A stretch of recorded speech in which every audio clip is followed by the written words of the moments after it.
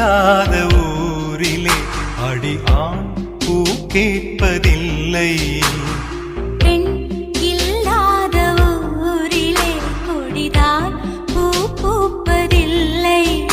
உன் புடவை முந்தானை சாய்ந்ததில் இந்த பூமி பூ பூத்தது.